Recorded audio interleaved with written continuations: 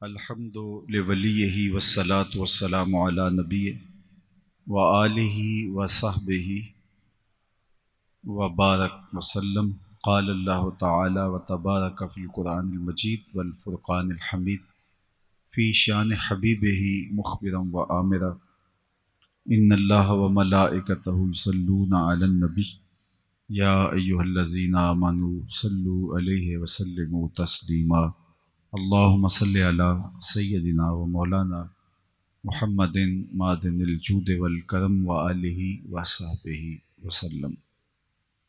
تمام حمد و ثنا، تعریف و توصیف اللہ جل مجدہ الکریم کی ذات برکات کے لیے، جو خالق کائنات بھی ہے اور مالک شش بھی۔ اللہ جل وعلا کی حمد و ثنا کے بعد رسول رحمت، شفیع معظم، نبی محتشم، حضور ختمی المرتبت صلی اللہ علیہ وآلہ وسلم کے حضور ناز میں اپنی عقیدتوں، ارادتوں اور محبتوں کا خراج پیش کرنے کے بعد، عالی مرتبت محتشم سامعین و حاضرین،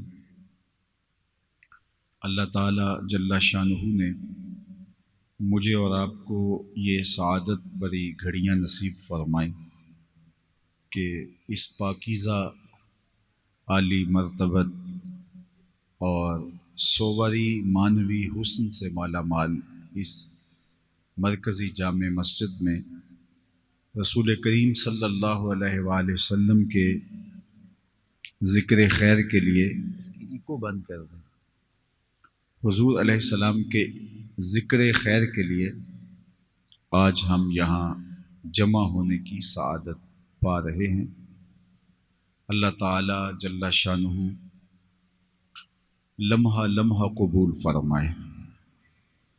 آج کی اس عالی شان محفل میلاد کا جس طرح سے حسن انتظام ہوا، میں انتظامیہ کو، خاص طور پہ محترم جناب بریگیڈیئر نادر صاحب کو مبارکباد پیش کرتا ہوں کہ اپنے آقا و مولا حضور ختمی المرتبت کے حضور اپنی عقیدت مندیوں، نیاز مندیوں اور محبتوں کا خراج پیش کرنے کے لیے یہ خوبصورت ماحول پیدا کیا گیا۔ یقیناً یہ ہماری نئی نسل کے لیے ایک بہت بڑا ذریعہ ہے حضور نبی رحمت صلی اللہ علیہ وآلہ وسلم کی سیرت کو، حضور علیہ الصلاۃ والسلام کے جمال کو اور آقا کریم کے فضائل و مناقب کو مطالعہ کرنے کا۔ میلاد عمومی طور پہ 3 چیزوں کے مجموعے کا نام ہے۔ ویسے تو اس کی جو وسعت ہے وہ بہت زیادہ ہے، لیکن 3 چیزیں خاص طور پہ میلاد کے موسم میں ان محافل کا موضوع ہوتی ہیں۔ ایک شمائل، دوسری چیز خصائل اور تیسری چیز فضائل۔ حضور کے خصائل حمیدہ، حضور کے شمائل نور اور فضائل و مناقب، اور یہ تینوں مضامین شروع سے امت کے اندر محبوب ترین اہل علم کا، محدثین کا، سیرت نگاروں کا موضوع رہا ہے۔ شمائل حضور کے حلیے کو کہا جاتا ہے، خصائل حضور کی سیرت کے لیے بولا جاتا ہے، اور مناقب حضور علیہ الصلاۃ والسلام کے فضائل اور حضور کی عظمتوں کے بیان پر مشتمل گفتگو کو کہا جاتا ہے۔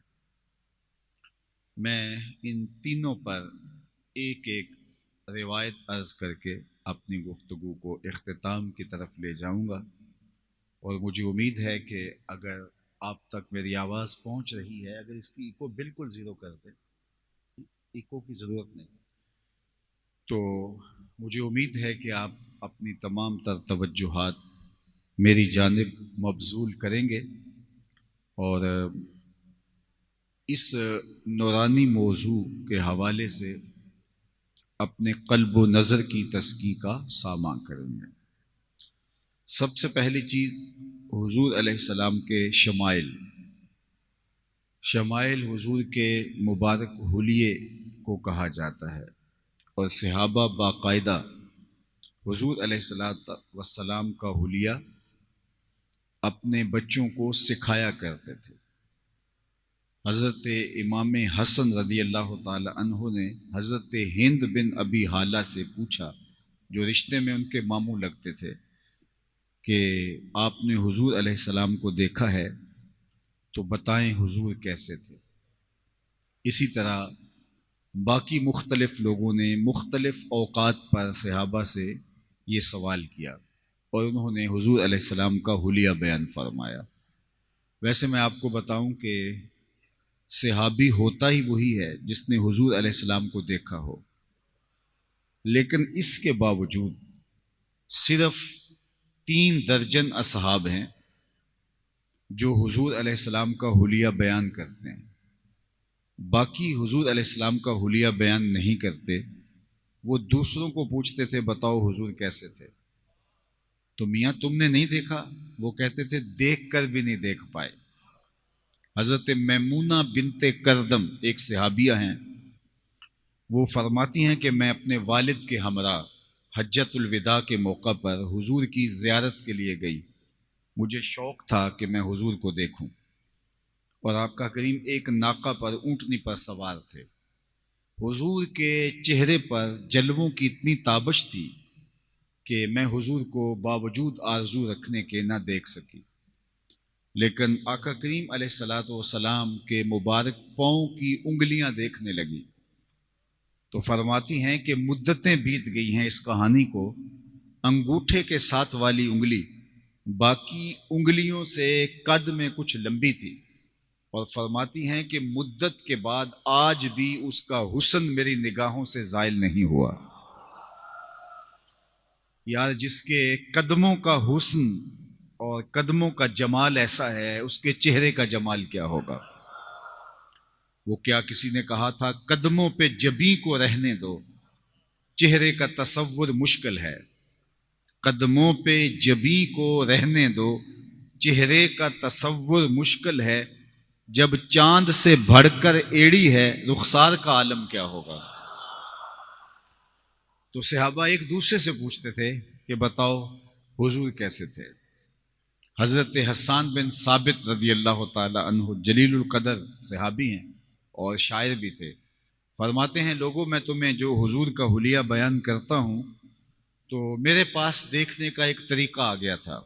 فلما نظرت الی انوارہ فودعت کفی علی عینی خوفا من ذہاب بصری، میں اپنی آنکھوں پر انگلیاں رکھ کے انگلیوں کی اوٹ سے حضور کو دیکھتا تھا کہ حضور کے جلووں کی چمک سے میری آنکھوں کی بینائی نہ جاتی رہے۔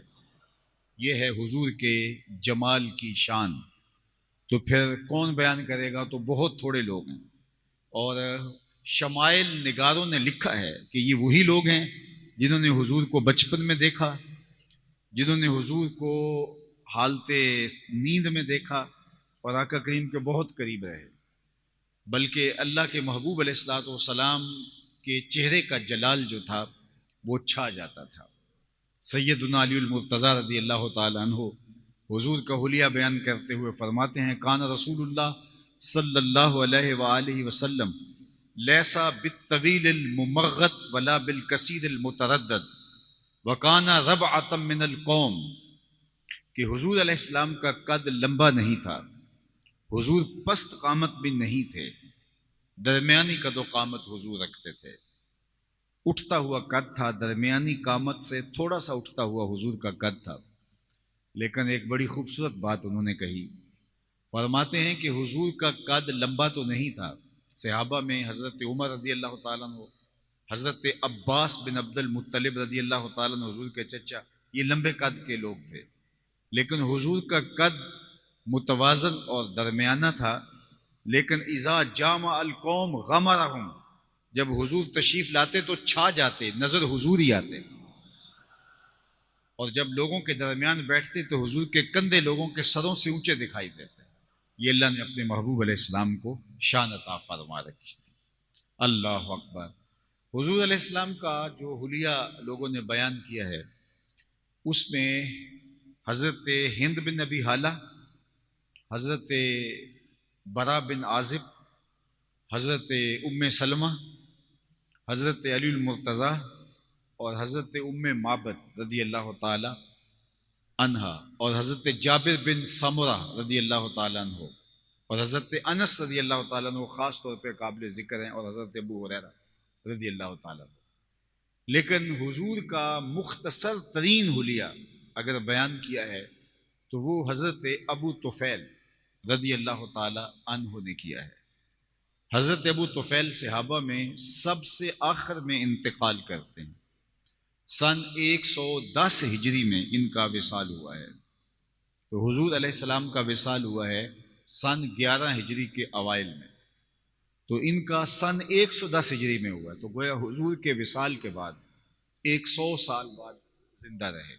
اس لیے بعض سیرت نگاروں نے لکھا کہ اگر کوئی سن 110 ہجری کے بعد دعویٰ کرے کہ میں صحابی ہوں تو وہ جھوٹا ہوگا، اس لیے کہ آخری صحابی حضرت ابو طفیل رضی اللہ تعالی عنہ ہیں۔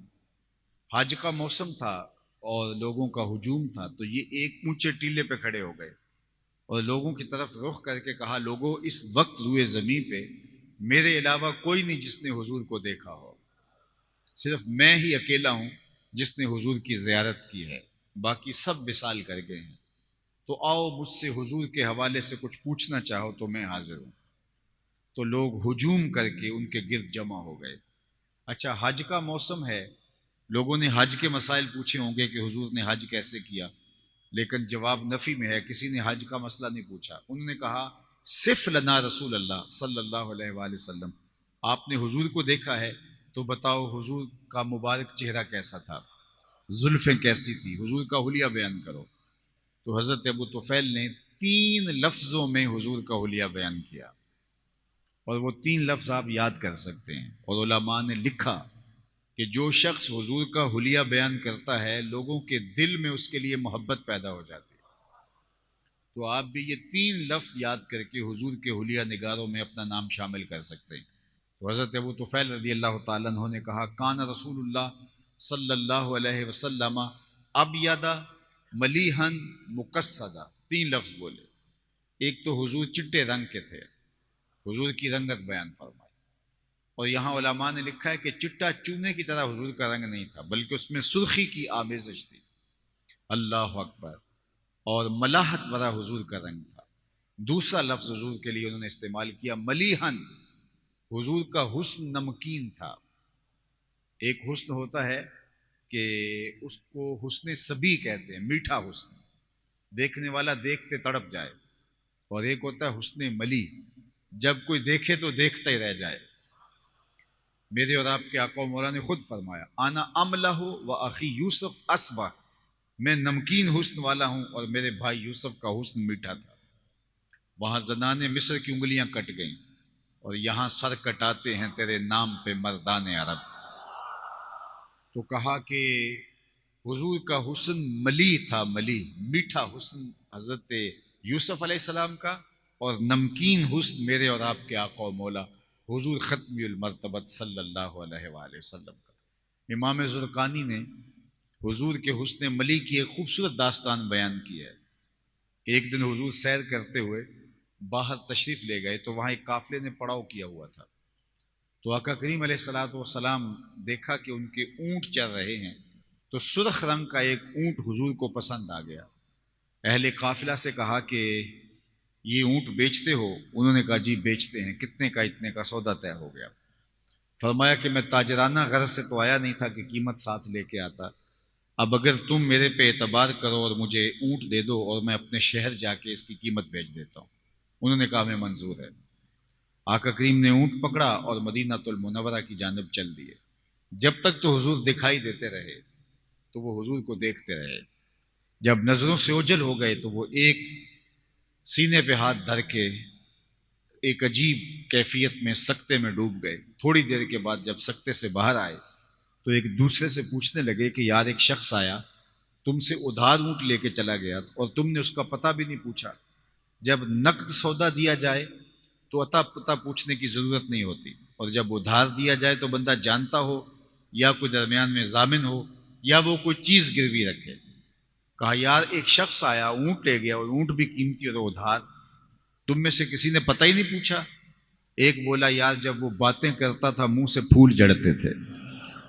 اذا تکلم رؤیا کالنور یخرج من بین ثنایا ہو۔ دوسرا بولا یار جب وہ مسکراتا تھا سامنے والے پہاڑوں پہ عکس پڑتا تھا۔ اذا ضاحک یتلالأ فی الجدر۔ تیسرا بولا میں تو اس کی زلفوں کے پیچ و خم میں کھو گیا۔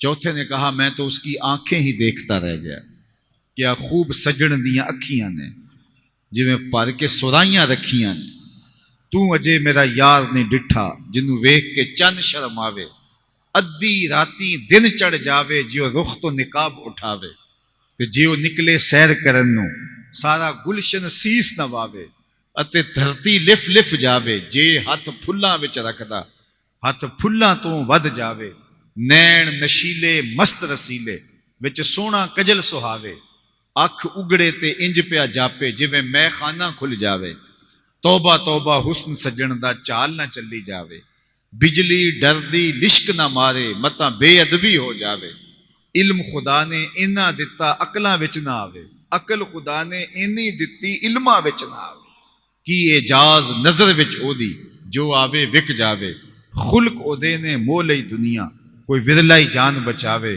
آزم ایڈا سونا ماہی سانو کترے نظر نہ آوے۔ انہوں نے کہا جو بھی ہوا تم اس کے حسن میں کھو گئے، اور وہ اپنے حسن کا جادو جگا کے قیمتی اونٹ ہتھیا کے لے گیا۔ علامہ زرقانی نے لکھا کہ جب انہوں نے کہا نا اونٹ ہتھیا کے لے گیا تو ابھی تک خاموش بیٹھی قافلے کے سردار کی بیوی نے خیمے کا پردہ سرکایا اور ان سے کہا انا ضامنۃ لثمن جملکم لا یغدر بکم، خبردار اگر اس کے خلاف کوئی بات کی تو اگر وہ قیمت نہ دینے آیا تو میں ضامنہ ہوں، قیمت مجھ سے لے لینا۔ انہوں نے کہا اچھا تو اسے جانتی ہے؟ کہا واللہ میں بھی نہیں جانتی۔ تو کہا پھر ضمانت کیسے دے رہی ہے؟ کہا جب تم سودا کر رہے تھے میں نے خیمے کی اوٹ سے اس کا چہرہ دیکھا تھا، اور جس کا چہرہ اتنا سونا ہو وہ جھوٹا ہو ہی نہیں سکتا ہے۔ اب چند لمحے گزرے تھے کہ حضور کے غلام آ گئے اور کہا کہ قافلے والے کون ہیں جن سے ہمارے آقا نے اونٹ خریدا؟ انہوں نے کہا جی ہم لوگ ہیں۔ کہا یہ حضور نے کھجوریں تمہاری ضیافت کے لیے بھیجی اور یہ رہی آپ کی قیمت۔ انہوں نے کہا میاں قیمت بعد میں دینا، ہمیں تو لگتا ہے خود بک گئے ہیں، ہمیں بتا وہ پیارا رہتا کہاں ہے؟ تو امام زرقانی نے لکھا کہ وہ سارا قبیلہ، اس کا نام تھا وفد طارق، وہ مدینہ المنورہ میں حاضر ہوا اور حضور کے ہاتھوں پہ بیعت اسلام کی، تیری تک کے ادامہ میں مرید ہو گئی۔ تو اللہ نے اپنے محبوب کے چہرے کو ملی بنایا تھا۔ امام نبہانی نے جواہر البحار فی فضائل النبی المختار کے اندر لکھا ہر نبی کی مہر نبوت ہاتھ پر تھی، حضور کی مہر نبوت محاذ قلب پہ تھی۔ اس کی کیا وجہ؟ اس نے 17 وجوہات بیان کی ہیں، اور ان میں سے ایک وجہ یہ کہ جب کوئی شخص آتا اور نبی سے مصافحہ کرتا، اس کا ہاتھ مہر نبوت سے مماس ہوتا تو وہ چھو لیتا، جان لیتا کہ یہ اللہ کا نبی ہے۔ حضور کی مہر نبوت کو پوشیدہ رکھا گیا کہ کوئی مہر نبوت دیکھے اور مانے، اس کی ضرورت نہیں، چہرہ ہی ایسا بنا دیا ہے، جو دیکھتا پکار اٹھتا یہ اللہ کا نبی ہی ہو سکتا ہے۔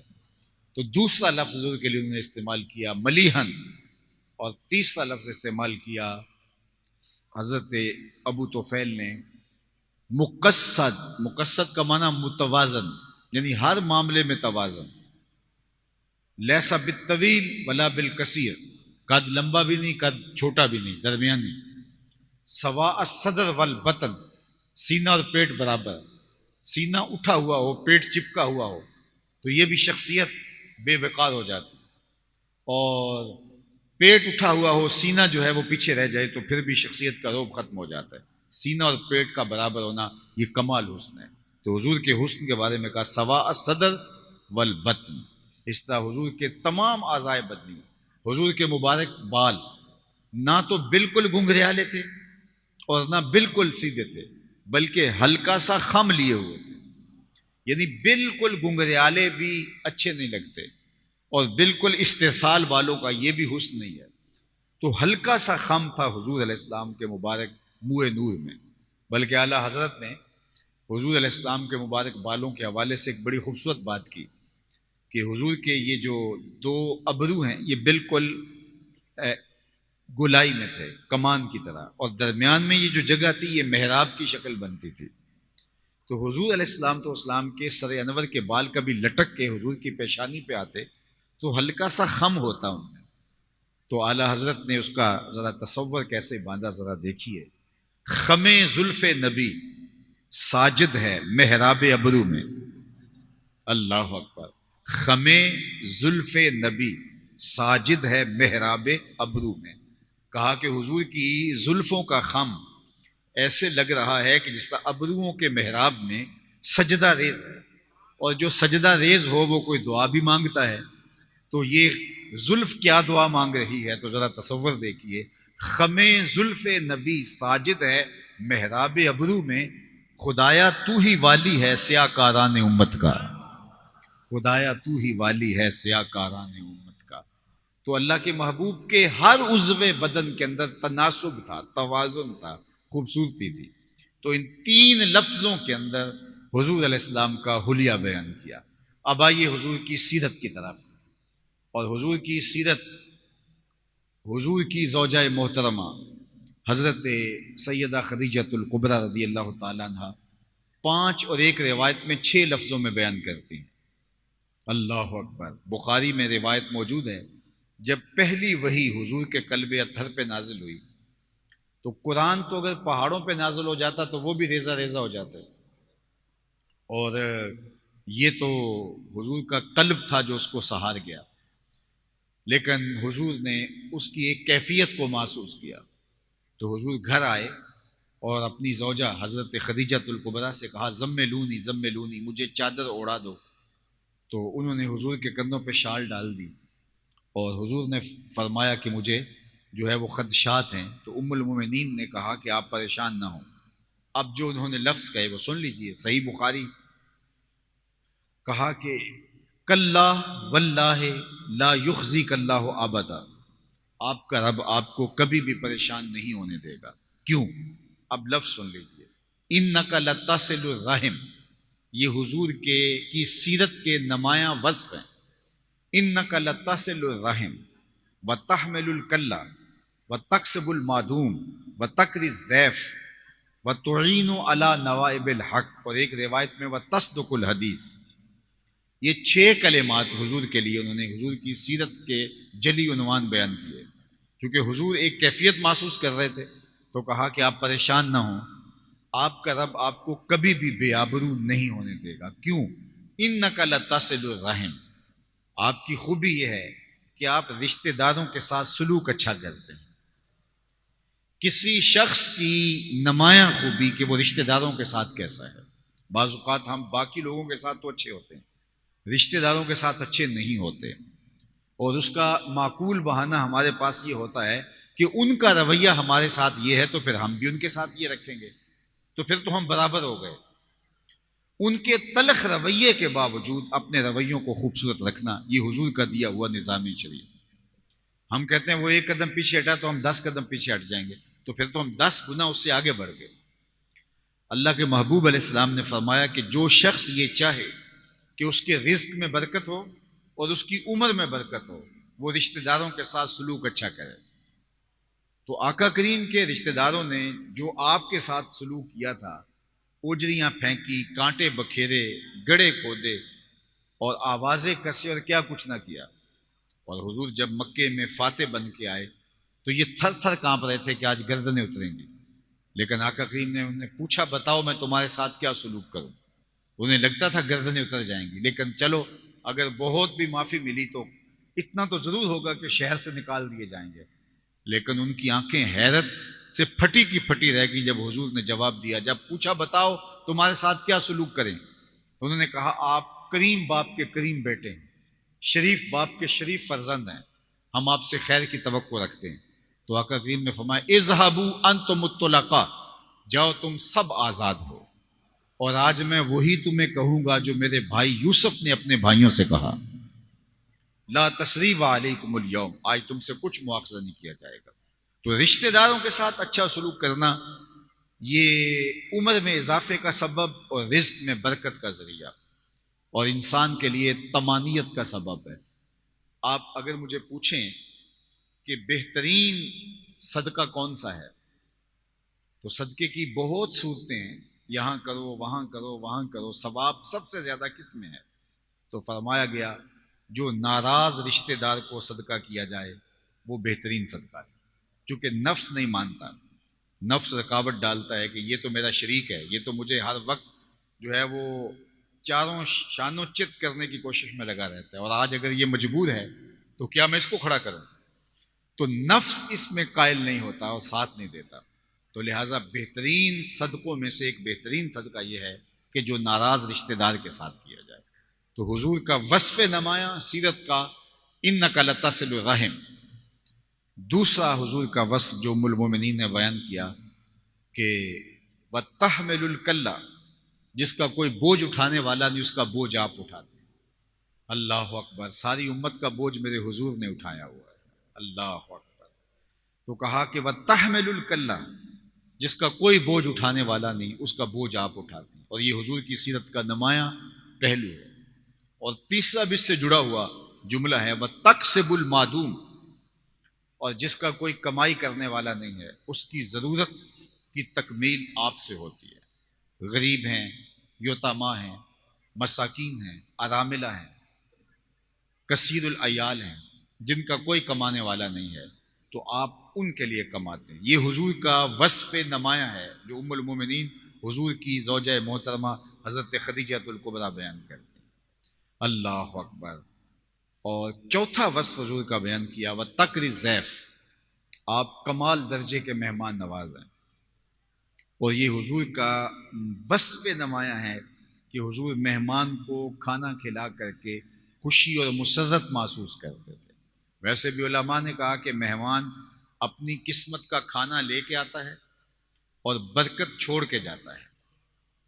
حضرت شیخ عبد القادر الجیلانی علیہ رحمہ فرماتے ہیں کہ آدھا فقر بھوکوں کو کھانا کھلانا اور برہنہ بدن لوگوں کو لباس پہنانا ہے، باقی ریاستیں، عبادتیں، چلے، سجدے، رکوع، قیام، باقی جو کچھ ہے وہ آدھا بنتا ہے۔ آدھا فقر برہنہ بدن لوگوں کو لباس دینا اور بھوکوں کو کھانا کھلانا ہے۔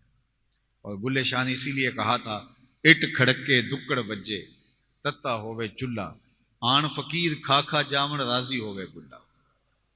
تو یہ حضور کا چوتھا نمایاں وصف وَتَقْرِ الضَّيْفَ، اور پانچواں وصف حضور کا ام المومنین نے یہ بیان کیا وَتُعِينُ عَلَى نَوَائِبِ الْحَقِّ، جو لوگ مشکل میں پھنس جاتے ہیں ان کے ساتھ کوئی کھڑا نہیں ہوتا لیکن ہوتے وہ حق پہ ہیں۔ ہم نے دیکھا ہے کہ آپ نے بغیر کسی چیز کی پرواہ کیے بغیر اس کا ساتھ دیا ہے۔ اور جو آخری بات مختلف حدیث میں وَتَصْدُقُ الْحَدِيث، آپ ہمیشہ سچ بولتے ہیں، آپ کی زبان سے کبھی جھوٹ نہیں نکلا۔ اللہ اکبر، یہ آپ کا نمایاں وصف ہے۔ میں اور آپ دیکھیں کیا ہمارے آقا کے اوصاف، ان کا عکس ہماری زندگی کے اندر موجود ہے؟ اگر موجود ہے تو مبارک ہو۔ ہم اپنی زندگی کے اندر اگر جھوٹ کو فن مان لیں کہ یہ جھوٹ بھی ایک فن ہے، بلکہ آج ہمارا تاجر کہتا ہے اگر جھوٹ نہ بولیں تو سودا ہی نہیں بکتا، تو میں کہتا ہوں جاپان والے کیسے بیچ لیتے ہیں، ہمارا ہی نہیں بکتا۔ جہاں جھوٹ بولا جاتا ہے وہاں برکت اڑ جاتی ہے۔ صحیح حدیث میں آتا ہے کہ جب کوئی شخص جھوٹ بولتا ہے تو اس کے منہ سے بدبو نکلتی ہے، جو عام لوگ تو نہیں سونگھ پاتے لیکن اللہ کے حساس اور نورانی فرشتہ ہائے رحمت جو ہیں وہ سونگھتے ہیں اور وہ ایک میل پیچھے ہٹ جاتے ہیں۔ تو جو جھوٹ بولتا رہتا ہے تو فرشتے اس تعفن کی وجہ سے پیچھے ہٹتے رہتے ہیں۔ تو مجھے بتاؤ ایک گھر کے اندر باپ بھی جھوٹ بولتا ہو، بیٹا بھی جھوٹ بولتا ہو، بیوی بھی جھوٹ بولتی ہو، اولاد بھی جھوٹ بولتی ہو، تو بہن بھائی بھی آپس میں جھوٹ بولتے ہیں، تو اس گھر میں رحمت کے فرشتے کیسے آئیں گے؟ نتیجہ کیا ہوگا؟ بے برکتی ہوگی۔ اور ہم نے کیا سمجھا؟ کسی نے تعویذ ڈال دیے، ہم یہ سمجھے کسی نے جادو کر دیا، کسی نے ٹونا کر دیا، پھر بھاگے بابلوں کے پاس، اور وہ بھی جھوٹ کا ایک کاروبار لیے پہلے بیٹھا ہوا انتظار کر رہا ہے۔ وہ کہتا تو وقت پہ آ گیا ہے، اگر تو لیٹ ہو جاتا تو یہ تعویذ چل جانے تھے، اور پھر اتوار کی اتوار اس کی بارگاہ میں حاضری دینا پڑتی ہے۔ تو اس جھوٹ نے ہمارے گھر سے، ہمارے کاروبار سے فرشتوں کو جو رحمت لے کر آتے تھے ان کو دور کر دیا۔ اس تعفن کی وجہ سے، اس بدبو کی وجہ سے وہ فرشتے تو ہمارے گھر کے قریب سے بھی نہیں گزرتے، اور نحوستیں برستی ہمارے گھر میں، اور ہم نے سمجھا شاید کسی نے تعویذ ڈال دیے۔ تو سچ، ہمارا دین سچ پر جڑا ہوا ہے۔ اگر سچ ہی نہیں ہے تو دین کے پلے رہتا کیا ہے؟ میرے اور آپ کے آقا مولا حضور ختمی المرتبت صلی اللہ علیہ وآلہ وسلم کو کفار کی جانب سے صادق اور امین کہا جاتا تھا، یہ کردار ہے۔ بلکہ جب حضور پہلی دعوت دیتے ہیں قریش مکہ کو، صنادید کو، تو کوہ صفا پہ بلاتے ہیں، اور ان کو بلا کر کے کہا کہ اگر میں کہوں کہ پہاڑ کی دوسری جانب سے ایک لشکر آ رہا جو تمہیں طاقت و تاراج کر کے رکھ دے گا، تو کیا میری بات مان لو گے؟ تو انہوں نے کہا اگر نہ نظر آیا تو پھر بھی کہیں گے کہ ہم اندھے ہیں، آپ سچے ہو، کیونکہ ہم نے آپ کی زبان سے کبھی جھوٹ نہیں سنا۔ تو پھر فرمایا مان لو کہ اللہ ایک ہے، وحدہ لا شریک ہے۔ تو اگرچہ وقتی طور پہ انہوں نے انکار کیا، لیکن وہ سوچنے پہ مجبور ہو گئے جو کل جھوٹ نہیں بولتا تھا آج کیوں بولے گا، اور پھر آہستہ آہستہ لوگوں نے اسلام کو قبول کرنا شروع کیا۔ اللہ اکبر۔ تو صادق اور امین یہ میرے حضور کا ٹائٹل ہے، اور آپ اس سے بڑی کیا دلیل مانگتے ہیں کہ جب حضور کو شہید کرنے کے لوگ درپے ہوتے ہیں اور ہر قبیلے کا ایک ایک فرد لیتے ہیں کہ اگر بنو ہاشم اٹھ کھڑے ہوئے تو ہم مشترکہ لڑائی کریں گے، اور اگر نوبت دیت کی آئی تو ہم دیت دے دیں گے، لہٰذا کوئی ایک برادری نہیں، سارے قبیلے جمع ہو کے یہ مشترکہ کام کریں اور حضور کے گھر کا گھیرا کر لیتے ہیں، اور ان کی امانتیں میرے حضور کے گھر میں پڑی ہوئی ہیں۔ جب اتنا بڑا قدم اٹھانے جا رہے ہیں تو سب سے پہلے امانتیں نکلواتے، لیکن انہیں یقین تھا کہ ہم قتل کے درپے ہیں لیکن ہماری امانتیں ضائع نہیں ہوں گی، اور میرے حضور نے فرمایا علی تم میرے بستر پہ لیٹ جاؤ اور صبح ان کی امانتیں لٹا کے آؤ، یعنی جو خون کے پیاسے ہیں ان کی بھی امانتیں اس دہلیز پہ ضائع نہیں ہو رہی۔ ہمارا تو تھوڑا سا اختلاف ہو جائے تو ہم جو ہے وہ آنکھیں ماتھے پہ رکھ لیتے ہیں۔ ہمارا تو تصور یہ ہے کہ ہم جس کو قرض دے بیٹھے ہیں بعد میں اس کو وضاحتیں کرنی پڑتی ہیں کہ مجھے شدید ضرورت پڑ گئی ہے تو جناب قرض واپس کر دیجیے۔ ہماری آرزو ہوتی ہے یہ فوت ہی ہو جائے جو ہے وہ جس نے مجھے قرض دیا ہے۔ لیکن دیکھیے امین اور صادق یہ حضور علیہ الصلوۃ والسلام کے نام کے ساتھ جڑے ہوئے دو لفظ ہیں، اور وہ کافر بھی اس لفظ کو بولنے کے لیے ابھی اعلان نبوت نہیں کیا، یہ لفظ بولنے کے لیے مجبور ہیں۔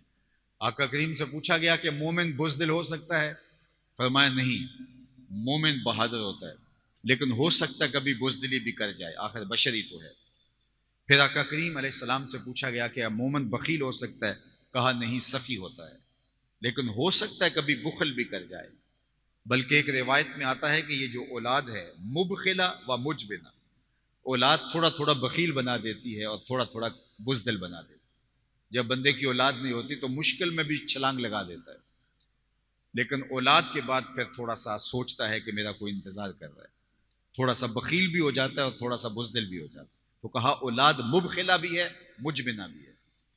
تو حضور سے کہا گیا مومن بخیل ہو سکتا ہے؟ کہا نہیں، سخی ہوتا ہے، لیکن ہو سکتا ہے کبھی بخل بھی کر جائے، آخر بشر تو ہے۔ پھر پوچھا گیا کہ مومن بزدل ہو سکتا ہے؟ کہا نہیں، بہادر ہوتا ہے، لیکن ہو سکتا ہے کبھی بزدلی بھی کر جائے، آخر بشری تو ہے۔ تیسرا سوال حضور سے کیا گیا مومن جھوٹا ہو سکتا ہے؟ تو آقا کریم نے فرمایا جھوٹا نہیں ہو سکتا، یہ نہیں ممکن کہ مومن ہو اور جھوٹا ہو، اور ہم قدم قدم پہ جھوٹ بولیں اور ہم سمجھیں کہ ہمارے جیسا بڑا نہ کوئی عاشق رسول ہے اور نہ ہم سے بڑا کوئی مسلمان ہے، تو میاں پھر ہم اپنے آپ کو دھوکہ دے رہے ہیں، خود فریبی میں مبتلا ہیں۔ مسلمان کے ساتھ جھوٹ نہیں جڑا ہوا، مومن سچ بولتا ہے، اس کی زندگی سچ سے عبارت ہے۔ آج ہمارے مسائل میں سے جھوٹ اس قدر سرایت کر گیا ہوا ہے کہ اس کو فن مان لیا گیا ہے، اس کو کمال سمجھ لیا گیا ہے، جھوٹ بولنا کوئی بات ہی نہیں رہی۔ تو حضرت خدیجہ الکبریٰ نے حضور کے جو سیرت کے جلی عنوان بیان فرمائے وہ وتصدق الحدیث، آپ ہمیشہ سچ بولتے ہیں۔ تو یہ 6 خوبیاں آج کی اس مجلس میں مجھے اور آپ کو جائزہ اپنا لینا چاہیے۔ کیا یہ 6 خوبیاں جو حضور کی سیرت کے بڑے نمایاں پہلو ہیں اور برجستہ ام المومنین نے بیان کیے ہیں، یہ ہمارے اندر موجود ہیں؟ ہم صلہ رحمی، تحمل الکل، جس کا کوئی بوجھ اٹھانے والا نہیں، اس کی مدد کے لیے آگے بڑھتے ہیں، اور لوگوں کی ضرورت کے لیے ہم محنت کرتے ہیں کہ معاشرے کے لوگ آسودہ ہوں۔ اگر یہ ہم طے کر لیں کہ ہم اوروں کے لیے جئیں گے تو اللہ ان کے حصے کا رزق جو ہے وہ ہمیں دے گا، اور اللہ ہمارے ذریعے سے ان کو نوازے گا اور نیکی ہماری ہوگی۔ اور چوتھی چیز تقر الضیف، اور 5ویں چیز سچ بولنا، اور 6ٹھی چیز وتعین علی نوائب الحق۔ تو یہ حضور کی سیرت کا عنوان ہے۔ اللہ تعالی ہمیں حضور کی سیرت کے اس عنوان کو اپنے اندر اتارنے کی توفیق عطا فرمائے۔ تیسری بات، حضور کے فضائل اور مناقب، اس پر صرف ایک حدیث اور میری گفتگو اپنے اختتام کو پہنچے گی۔ حضور علیہ الصلوۃ والسلام حجرہ انور میں تھے اور مسجد نبوی میں صحابہ بیٹھے ہوئے تھے، اور انبیاء علیہ السلام کا ذکر ہو رہا تھا۔ ایک نے کہا آدم علیہ السلام کی بڑی شان ہے، وہ ابو البشر ہیں، انسانیت کا نقطہ آغاز ہے۔ دوسرے نے کہا تم نے سچ کہا، حضرت ابراہیم کی بڑی شان ہے، وہ جد الانبیاء ہیں، جلتی ہوئی آگ میں چھلانگ لگا دی، اللہ کے حکم کی تعمیل کرتے ہوئے بیٹے کی گردن پہ چھری رکھ دی۔ تیسرا بولا شان حضرت موسیٰ علیہ السلام کی کون سی تھوڑی ہے، کلیم اللہ، سر طور خدا سے ہم کلام ہونے والا پیغمبر، سر پہ سادہ سا امامہ ہے، ہاتھ میں عصا ہے، فرعون کے دربار میں کھڑا ہو کے اللہ کی توحید کا اعلان فرما رہے۔ ایک بولا حضرت عیسیٰ کی شان کون سی کم ہے۔ اس طرح گفتگو چل رہی تھی کہ حضور تشریف لے آئے۔ فرمایا قد سمعت کلامکم وعجبکم، صحابہ میں تمہاری گفتگو بھی سنی اور تمہارا تعجب کرنا بھی سنا، واہ واہ فلاں کی کیا شان ہے، فلاں فلاں کی کیا شان ہے۔ تو کہا تمہارا میں نے کلام بھی سنا اور تمہارا تعجب کرنا بھی سنا۔ تم نے کہا کہ آدم علیہ السلام کی بڑی شان ہے، ہوا کذالک، ایسے ہی ہے۔ تم نے کہا حضرت ابراہیم علیہ السلام کی بڑی شان ہے، ہوا کذالک۔ تم نے کہا حضرت عیسیٰ کی بڑی شان ہے، حضرت موسیٰ کی بڑی شان ہے، ہوا کذالک۔ پھر اس کے بعد حضور نے فرمایا الا وانا حبیب اللہ، سن لو میں اللہ کا حبیب ہوں، لواء الحمد بیدی یوم القیامہ، اور جن پیغمبروں کا تم ذکر کر رہے ہو، آدم علیہ السلام سے لے کر حضرت عیسیٰ تک، قیامت کے دن یہ سارے میرے جھنڈے کے سائے تلے ہوں، ولا فخرا، اور میں اس پر فخر نہیں کرتا۔ اللہ اکبر۔ یہاں ملا علی قاری نے قلم توڑ دیا، فرماتے ہیں کہ جب نبی جھنڈے کے سائے تلے ہوں گے تو پھر بات تو فخر کی بنتی ہے کہ نبی جھنڈے کے سائے تلے ہوں، تو بات تو فخر کی بنتی ہے۔ کہا میں فخر نہیں کرتا، تو اس کا جواب انہوں نے دیا کہ یہ میرے لیے فخر کی بات نہیں ہے، یہ ان کے لیے فخر کی بات ہے کہ میرے جھنڈے کا سایہ۔ اللہ اکبر۔ اور فرمایا کہ سب سے پہلے جنت کا دروازہ میں کھٹکھٹاؤں گا، اور سب سے پہلے شفاعت میں کروں گا، اور سب سے پہلے سفارش میری قبول ہوگی۔ اللہ اکبر۔ سب سے پہلے جنت میں داخل ہوں گا، اور سب کچھ فرمانے کے بعد فرمایا ولا فخرا، اس پر میں فخر نہیں کرتا۔